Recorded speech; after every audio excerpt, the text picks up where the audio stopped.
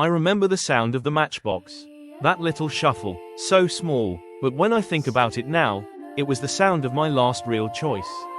Before everything changed, before I opened a door no one should ever walk through, I wasn't looking for work. I was in hiding, really. A trailer parked off County 12, Asheville line. Nobody comes out there except people with debts or secrets. I had both. My name's Daniel Creel. I don't call myself an arsonist, but I burn things for money. Usually homes people want gone. Insurance jobs, crime scenes, cult shit. You get numb to it after a while. At least, I thought I was numb. That night, I was 3 drinks in when the knock came. 3 taps. No hesitation. Just like every job that goes sideways. Guy stood there in a black coat. Slick with rain but clean shoes. Business card? No, just an envelope. I opened it right there. A single photo. A house. But it wasn't just a house. Something was wrong. The roof was perfect. The windows intact. But it looked staged. Like someone built it to look normal but got the proportions just slightly off. Like it wasn't built for people. Inside the envelope, $10,000 cash and an address. Scribbled in red ink on the back of the photo were 5 words: burn the house. No questions. I should have asked questions. I should have thrown that photo into the fire. But I didn't, because something about that house felt like it was already waiting for me.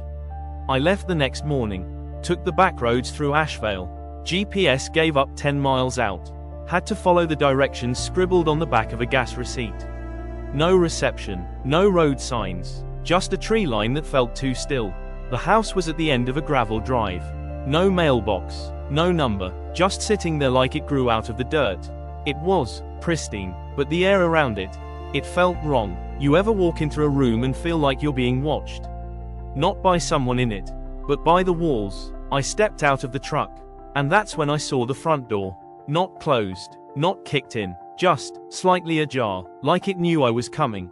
I pushed it open. The air inside was colder than outside. No sign of decay, furniture clean, floorboards polished, and yet, the whole house felt abandoned from the inside out. There was a child's shoe in the hallway. One shoe, wet, still tied. I dropped the duffel, started pouring accelerant. Kitchen, hallway, up the stairs. But the whole time, I kept hearing something. Thump, thump, from beneath the house. The kind of sound meat makes when it hits concrete. The basement door was open just a crack. I don't know why I looked. I told myself it was habit, curiosity, but I think part of me already knew that this wasn't a job. It was a trap. I opened the door. Cold air rushed past me, like the house exhaled. My flashlight flickered, and then, I heard a voice. Don't leave me here. It was a child's whisper. From the dark below. Please, he's coming back. That should have been it. I should have struck the match. Walked away, burned the place to ash. But I didn't. I took the flashlight, and stepped into the basement. The basement steps were old wood, but they didn't creak.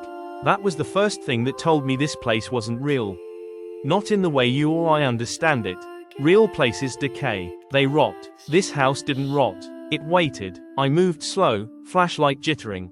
The beam barely cut the dark. I counted the steps out loud.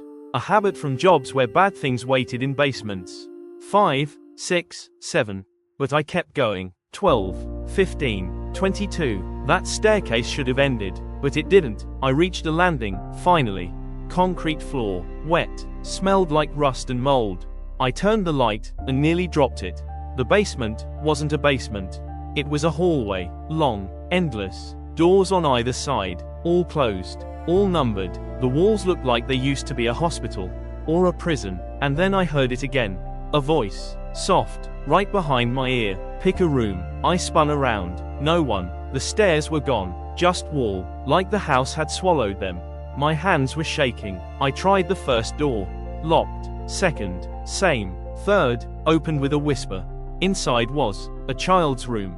A little pink bed, posters, a dollhouse, dust covering everything, and on the dresser, a photo of me, holding a little girl. I didn't recognize her, but the smile on my face, that was real. Like I'd known her my whole life. Like I'd loved her. Then the bed creaked. I turned. The girl was sitting upright now. Pale, hair matted, watching me with eyes that had no whites. Just black. She whispered, "You left me." My flashlight died, and I ran. Out the room, down the corridor. Door after door slamming shut around me. The hallway groaned and bent like it was alive. Then I saw something new. A door, with no handle. Just a name carved into it. Ellie. I hadn't heard that name in years. My sister. She died when we were kids. I told everyone she wandered into the woods. But that wasn't the truth. The truth was, I let her follow me. And I didn't go back. I pressed my hand to the door. Cold like marble. Then I heard her voice. Little, fragile, not angry, just sad. Danny, are you still mad at me? That's when I started crying. Real, ugly crying. Not because she was speaking, but because I didn't know if I was mad. I'd spent so long burying that part of my life. I'd forgotten who I was back then. The hallway pulsed. Lights flickered. And then every single door began to open at once. Figures stepped out. Dozens of them. Tall, thin, skin like soaked paper. Eyes black. Each one held something small. A broken toy. A photo. A tooth. And they were weeping. I ran blind. Screaming. Begging. And then, light. A staircase again. I climbed. I crashed into the living room. The house was exactly as I left it. Duffel still there. Matches untouched. But something was different. The walls. They were breathing. Expanding and contracting like lungs. And the floors. Wet. Like they'd been crying. I didn't light the match. I sat there, all night, listening to the sounds coming from beneath the floorboards. Voices. Pleading. Calling me by name. Telling me things I never told anyone. At dawn, I walked out. The house didn't stop me. Didn't follow, but the second I turned the key in my truck, I knew it wasn't over. Because when I looked in the rearview mirror, the house was gone. Just empty woods. And then I looked in the passenger seat. There was something waiting for me. A single item. Placed neatly, still wet, the child's shoe, and tucked inside it, another matchbox, this one carved with a name I'd never forget. Emmy. I drove, for miles, through roads I didn't remember taking, past places that didn't look real anymore. I didn't stop until the sun was high and my eyes were raw from crying. I didn't know what I was running from. Or maybe, I knew exactly what I was running to. The matchbox sat on the passenger seat. Carved into the top, in tiny uneven letters, was a single name. Emmy. And inside it, a lock of dark hair. Still damp, still warm. That's when the memories started leaking back in. Not fast, like a flood. Just a drip. Slow, dull, painful. I'd been 19, working night shifts at a care home outside Asheville. Place was supposed to be for troubled youth. But it was more like a warehouse for kids the system didn't want to deal with. Feral kids. Burnouts. Victims. Monsters. One night, they brought in a little girl. Maybe 6. She wouldn't speak. Wouldn't eat. Just clutched this handmade doll, stitched from trash bags and string. They said her name was Emmy.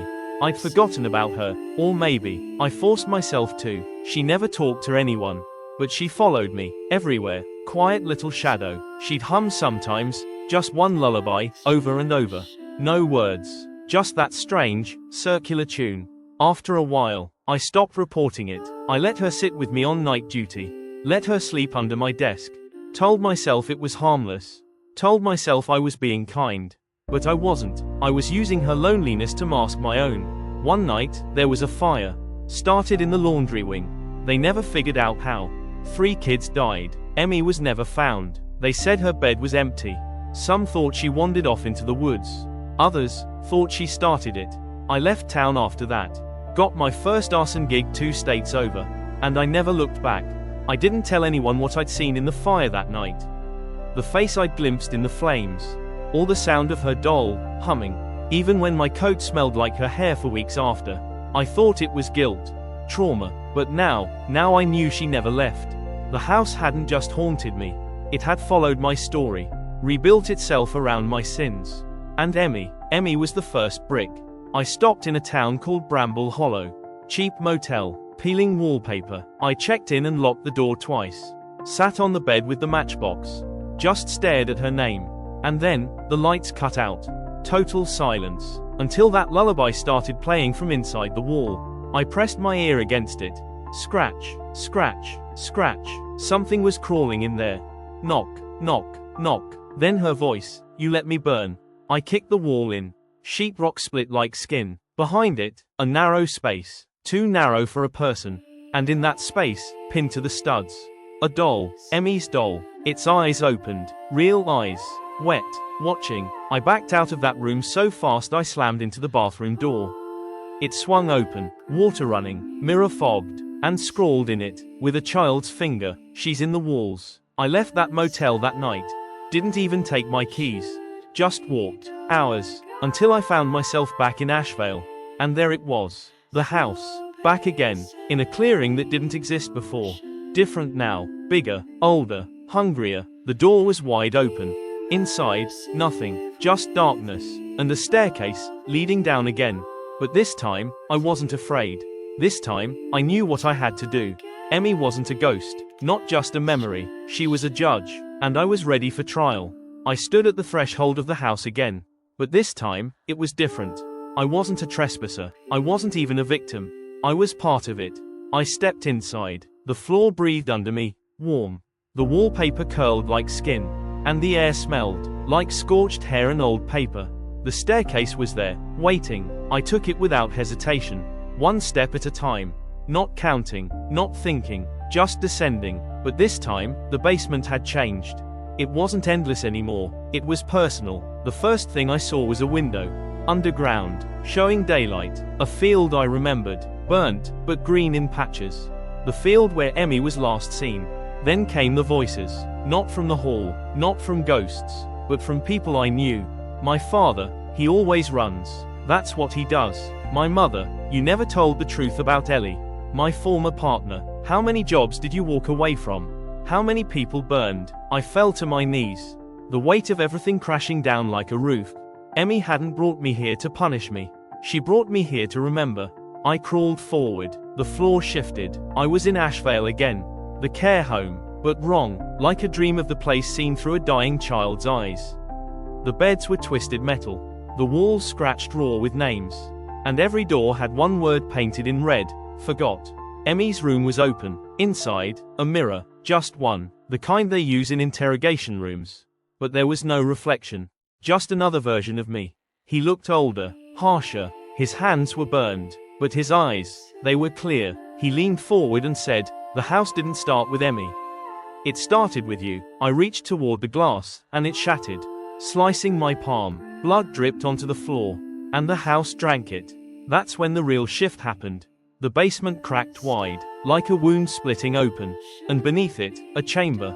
Stone walls, old, carved with dates, and names. Not just Emmy, not just Ellie, hundreds of names, going back centuries. Asheville wasn't a town, it was a scar, a dumping ground for sins that nobody wanted to claim. Forgotten children, missing women, men who vanished without trace. And in the center of the chamber, a tree. Its bark was human skin. Its leaves were hair. It grew from the bodies of the forgotten. And Emmy stood at its base, holding her doll, watching me. She didn't speak. She didn't need to. She pointed to a final name on the roots. Freshly carved, still bleeding. Daniel Kane. I broke then, not from fear, but because I understood. This wasn't about punishment. This was history writing itself. Through pain, through fire, through us. Every sin buried, every soul burned, every name forgotten. The house collected them, preserved them, fed on them. Emmy had never wanted revenge. She wanted witnesses. The house is not a haunted place. It's a memory palace. For every child that the world failed. Every life scrubbed from records. Every story that died in flames. And now, it wanted me to stay. I dropped the matchbox into the roots. Emmy smiled. For the first time, I saw what she looked like when she was still alive. Beautiful, innocent, a child. I sat beneath the tree. I closed my eyes, and I let the walls close in. I woke up, or maybe I dreamed I did. Time had no weight anymore. Just memory, just layers. I was still under the tree. Emmy was gone. The roots pulsed beneath me like veins. And on the stone beside me, someone had left a candle. Lit, fresh, still warm. Someone had been here after me. That's when I heard it. Voices, not whispers anymore, full voices. People, laughing, crying, talking, living. I followed them through the corridor that hadn't been there before. The walls looked like rib cages, breathing, and they opened to a chamber lit by dozens of lanterns. There were others, real people, standing, sitting, some just watching the wall. I wasn't alone, I never had been. A man approached me, late 60s, one eye gone, tattoo of the Ashvale sigil on his wrist. You're not the first, he said. You're just the first one to remember willingly. His name was Saul, used to be a firefighter, until a blaze at a foster home took out 4 kids and left him half dead. The house showed him who set that fire, a judge who didn't want her secret son made public. This place is older than us, Saul said. It's a mouth. It swallows the things society hides. The forgotten, the punished, the never found. But now it's hungry for something else, remembrance. There were 32 people down here, some missing for decades. One woman had been reported dead in 1984. Another, just a kid, vanished last year. All of us had one thing in common. We carried a memory the world didn't want. Some called the house a curse. Others, a gift. Saul called it the root. It grows under everything, he said. All towns, all systems, all lies. The root waits, then it remembers. There were others, real people, standing, sitting, some just, watching the wall. I wasn't alone, I never had been. A man approached me, late 60s, one eye gone, tattoo of the Ashvale sigil on his wrist. You're not the first, he said. You're just the first one to remember willingly. His name was Saul, used to be a firefighter, until a blaze at a foster home took out 4 kids and left him half dead. The house showed him who set that fire, a judge who didn't want her secret son made public. This place is older than us, Saul said. It's a mouth. It swallows the things society hides. The forgotten, the punished, the never found. But now it's hungry for something else, remembrance. There were 32 people down here, some missing for decades. One woman had been reported dead in 1984. Another, just a kid, vanished last year. All of us had one thing in common. We carried a memory the world didn't want. Some called the house a curse. Others, a gift. Saul called it the root. It grows under everything, he said. All towns, all systems, all lies. The root waits, then it remembers. There were others, real people, standing, sitting, some just, watching the wall. I wasn't alone, I never had been. A man approached me, late 60s, one eye gone, tattoo of the Ashvale sigil on his wrist. You're not the first, he said. You're just the first one to remember willingly. His name was Saul, used to be a firefighter, until a blaze at a foster home took out 4 kids and left him half dead.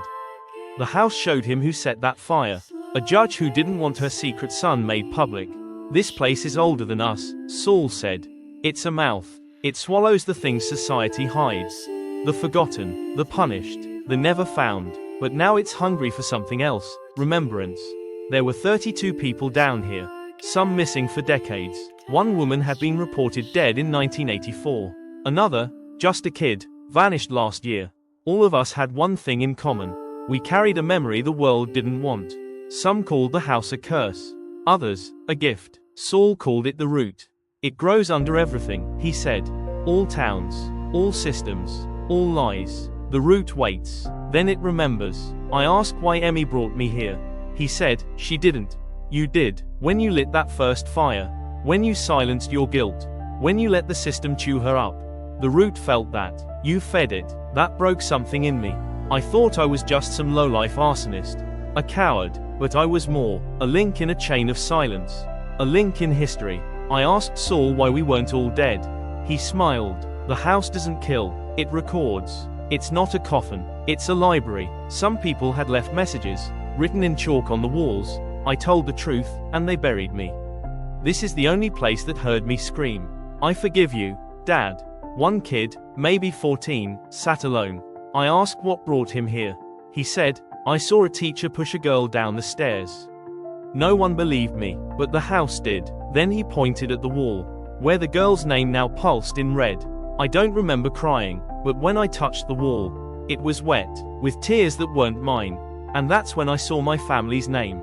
Cain, not just once, over and over. My father, my grandfather, my great-uncle, all arsonists, all liars, all remembered. We thought we were escaping pain, Saul whispered. But really, we were dodging witness. Emmy appeared again that night. In the dark, no humming this time, just a question. Will you stay? I looked around, at the survivors, at the stories, at the truth, and I said, not yet. I have to warn them first. She didn't smile, She just stepped back and opened a door behind the wall. A staircase leading up, one I hadn't seen before. The house doesn't trap people.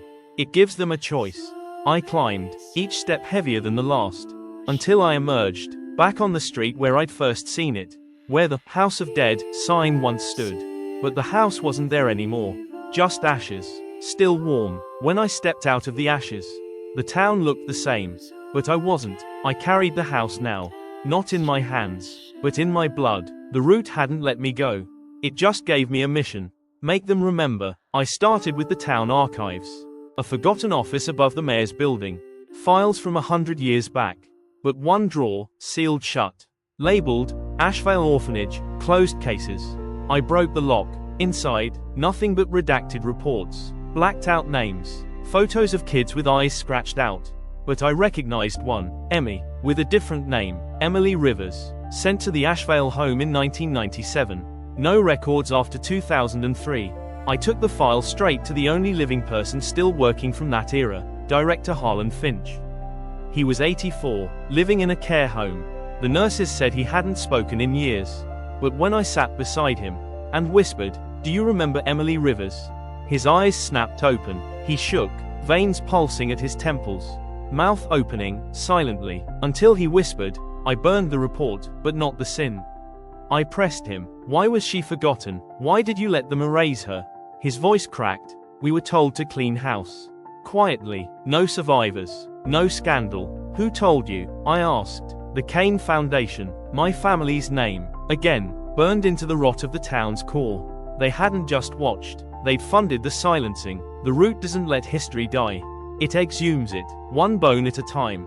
I made a list. Judge Miriam Cale, Pastor Eldon Finch, School Administrator Brenda Toll, and my father, Caleb Kane. All of them had touched Emmy's case. All of them signed off on her erasure. And all of them were still alive. So I visited them, one by one. I didn't threaten. I didn't scream. I showed them. I held up the pages they thought destroyed. I played the tapes they believed erased. I whispered the names of the children they buried. And I watched their faces shatter. Judge Cale wept when I left her Emmy's doll on the bench. Pastor Finch tried to burn his own church when he found the words, "Remember me," carved into every pew. And Brenda Toll, she hung herself the morning after I played Emmy's voice over the school's PA system.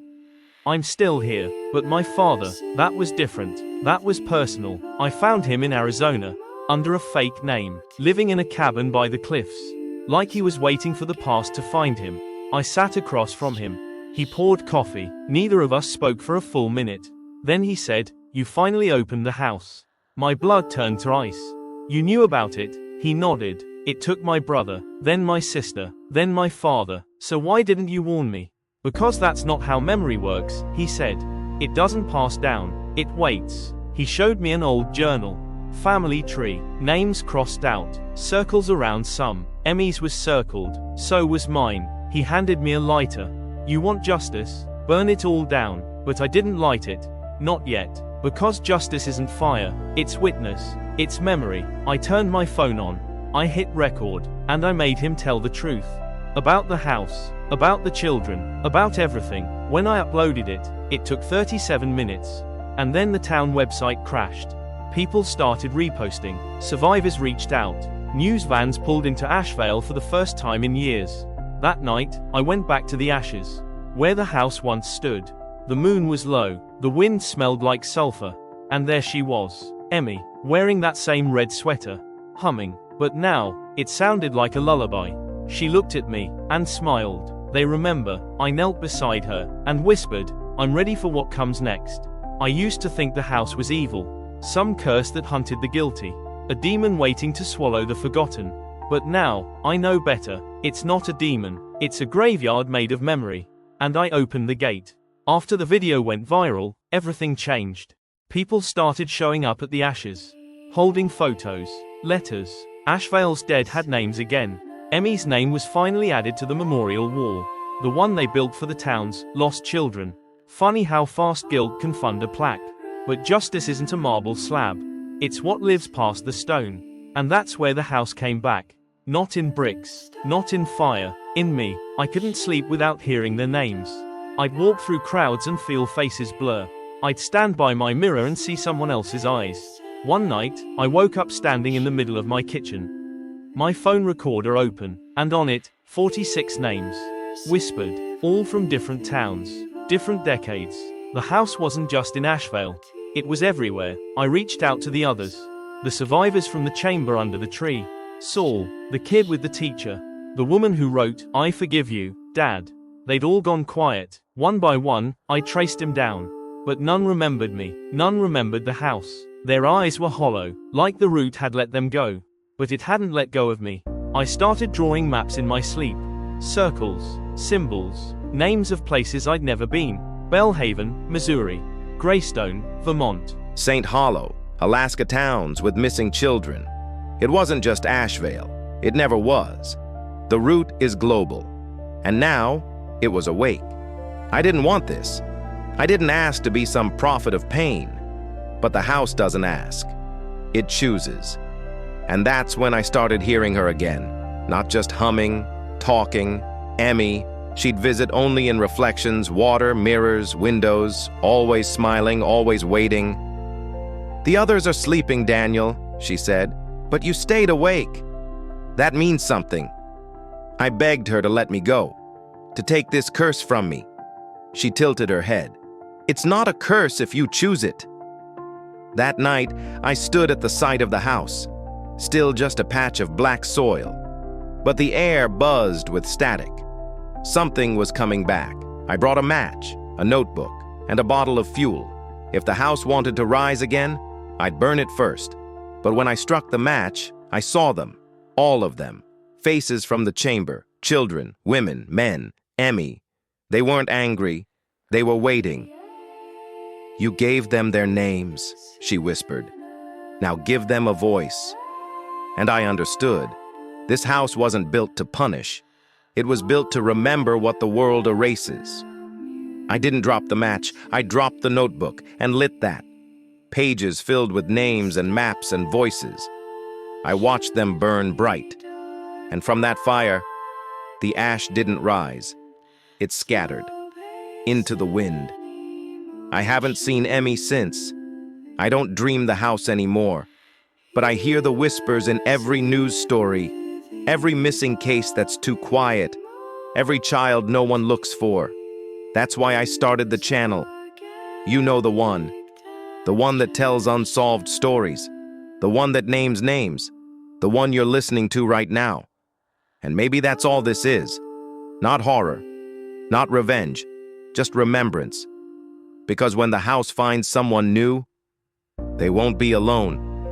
I'll be watching, I'll be waiting, and I'll whisper back, "I remember you."